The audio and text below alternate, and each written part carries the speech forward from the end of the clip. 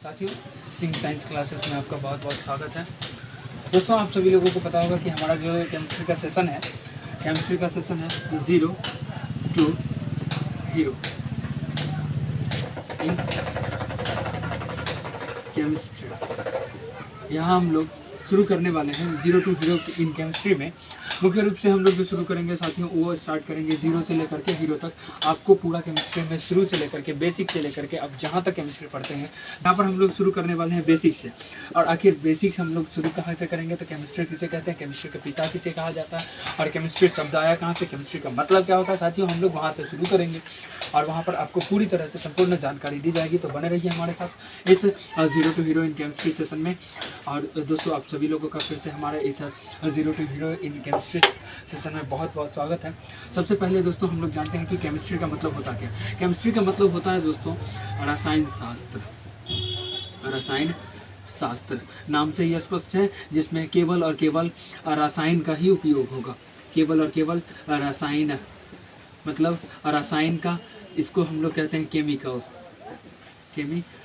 इस, या फिर रासायनिक अभिक्रिया, रासायनिक अभिक्रियाओं का ही केवल अध्ययन किया जाएगा। तो साथ ही हम लोग सबसे पहले ये हम लोग जानते हैं, रसायन कहने का मतलब होता है रसायन का केवल और केवल केमिस्ट्री। ये केमिस्ट्री जो होगा, हम लोग उसमें केवल केमिकल के बारे में या फिर जो केमिकल रिएक्शंस होते हैं उसके बारे में हम लोग अध्ययन करेंगे। अगर हम लोग देखेंगे इसका डिफिनेशन के बारे में, तो एक PW एटकिन नाम के एक वैज्ञानिक थे। इनके अनुसार हम लोग क्या करते हैं कि केमिस्ट्री का परिभाषा की अगर हम लोग बात करेंगे, तो क्या PW एटकिन जो एक वैज्ञानिक थे, प्रोफेसर थे, उन्होंने कहा था रसायन शास्त्र जो होता है वो किसी भी पदार्थ का गुण, संरचना तथा उसके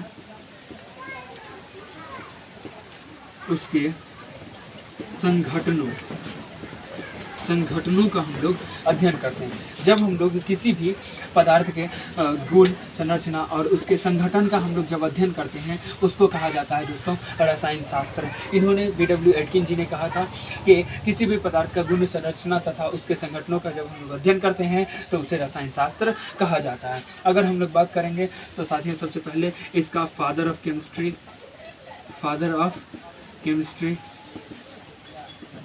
तो फादर ऑफ केमिस्ट्री जो होता है वो होते हैं लेवाइजियर।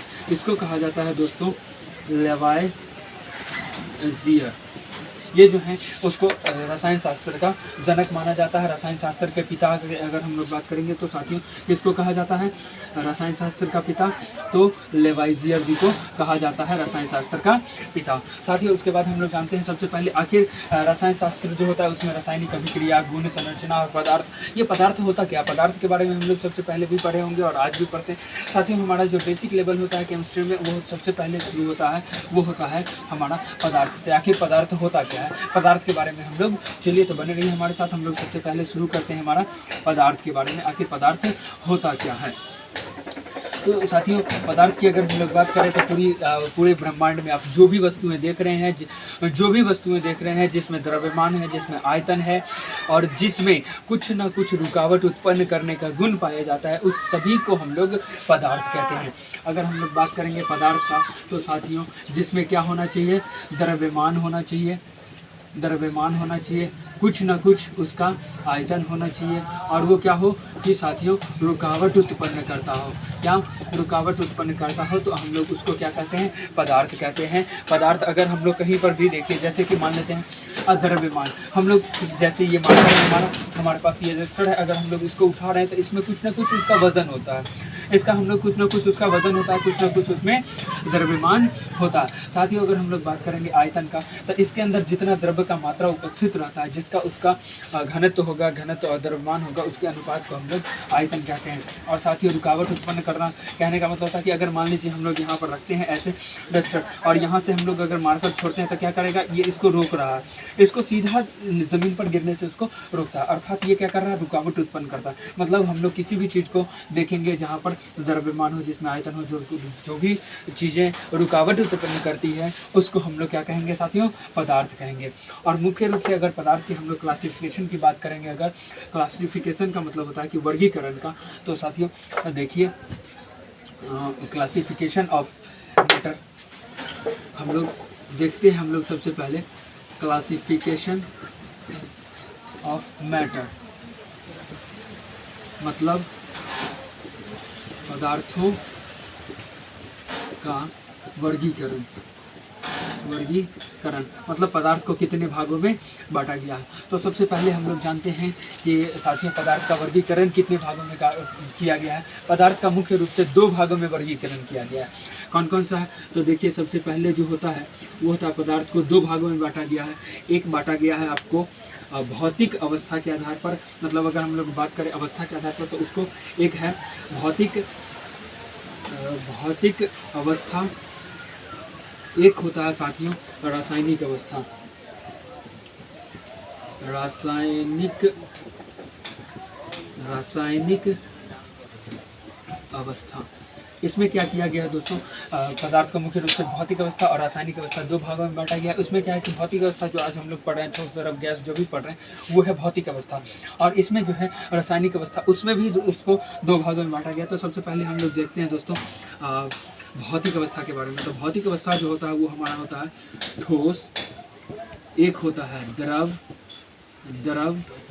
और तीसरा होता है हमारे साथियों गैस। मतलब भौतिक अवस्था में जो भी हम लोग पढ़ रहे हैं पदार्थ का अवस्था, उसको अगर भौतिक अवस्था की बात करेंगे तो उसमें एक होता है ठोस और दूसरा होता है द्रव और तीसरा होता है हमारा गैस। और अगर हम लोग बात करें इसके तो और भी विस्तार के रूप में बहुत सारे वैज्ञानिकों ने इसका जब आगे विस्तार किया है तो इसमें चौथा अवस्था भी पाया गया है, और जो होता है जिसको कहा जाता है प्लाज्मा अवस्था।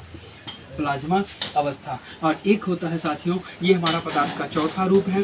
और अगर बात करें हम लोग पदार्थ का 5वां अवस्था के बारे में तो भौतिक अवस्था में ही पदार्थ का 5वां अवस्था जो होता है उसको कहा जाता है बोस आइंस्टाइन कंडेंसेट। इस तरह से पदार्थ के अगर हम लोग बात करें तो भौतिक अवस्था में कितना होता है, तो कुल मिलाकर के उसका 5 अवस्थाएं होती है। कौन कौन? तो ठोस, द्रव और गैस। और अगर हम लोग चौथा अवस्था की बात करें तो प्लाज्मा अवस्था होता है कि पदार्थ को अगर आप लोग जितना भी देखिए जितना भी गर्म मात्रा में पाया जाता है, गर्म मात्रा में होने की वजह से उसका एक नया उसका अवस्था बनता है जिसको हम लोग प्लाज्मा बोस आइंस्टाइन कंडेंसेटर। ये हमारे भारत के जो एक सत्येंद्र नाथ बोस नाम के जो वैज्ञानिक थे उन्होंने और इसके बारे में और भी विस्तार तरीके से पता लगाया था। अल्बर्ट आइंस्टाइन प्रख्यात वैज्ञानिक है जिन्होंने अल्बर्ट आइंस्टाइन ने इसके बारे में और भी अध्ययन किया था। तो इन दोनों के संयुक्त रूप से इन दोनों के सम्मान में इस अवस्था को रखा गया था बोस आइंस्टाइन कंडेंसेट। उसके बाद जो है ये अमेरिका के 2 वैज्ञानिक मुख्य रूप से इस अवस्था को प्राप्त करने में सक्षम हुए थे। उसमें उसका एक अलग टेम्परेचर होता है, उसका घनत्व होता है, मतलब उसका एक अलग ही व्यवहार होता है जिसको कहा जाता है बोस आइंस्टाइन कंडेंसेट। इसमें हम लोग उसके बाद देखते हैं साथियों रासायनिक अवस्था के आधार पर पदार्थ को कितने भागों में बांटा गया है। तो रासायनिक अवस्था के आधार पर पदार्थ को मुख्य रूप से 2 भागों में बांटा गया है। एक तो हमारा शुद्ध पदार्थ होता है और दूसरा होता है अशुद्ध पदार्थ।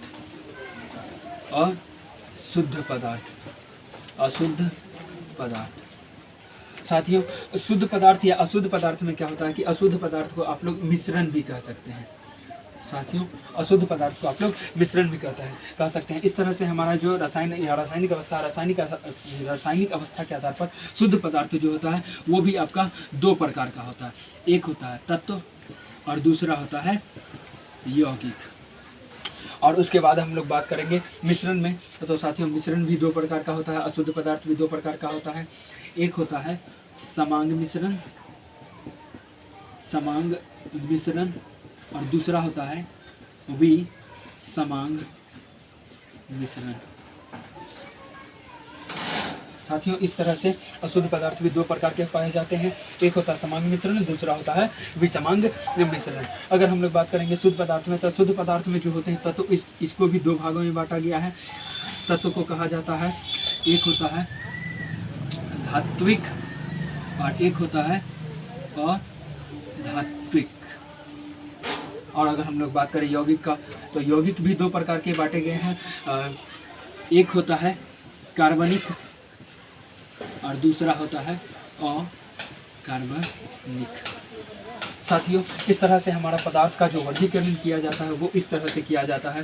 उसमें क्या है मुख्य रूप से अगर हम लोग बात करते हैं पदार्थ का तो पदार्थ को मुख्य रूप से कितने भागों में बांटा गया है? दो। एक होता है भौतिक अवस्था और दूसरा होता है रासायनिक अवस्था। भौतिक अवस्था में 3 भागों में बांटा गया है, ठोस, द्रव और गैस। इस ठोस, द्रव, गैस के सिवाय एक और अन्य अवस्था होता है जो होता है प्लाज्मा अवस्था, और उसके बाद होता है बोस आइंस्टाइन कंडेंसेट। अगर पूछेगा पदार्थ का चतुर्थ अवस्था को क्या कहा जाता है, तो साथियों पदार्थ के चतुर्थ अवस्था को कहा जाता है प्लाज्मा अवस्था, और पदार्थ के पंचम अवस्था को क्या कहा जाता है, तो पंचम अवस्था को कहा जाता है बोस आइंस्टाइन कंडेंसेट। उसके बाद साथियों हम लोग देखते हैं रासायनिक अवस्था के आधार पर। तो रासायनिक अवस्था के आधार पर पदार्थों को 2 भागों में बांटा गया, एक होता है शुद्ध पदार्थ और दूसरा होता है अशुद्ध पदार्थ। ये जो होता है शुद्ध पदार्थ होता है, शुद्ध पदार्थों को भी 2 भागों में बांटा गया है, एक होता है तत्व और दूसरा होता है यौगिक।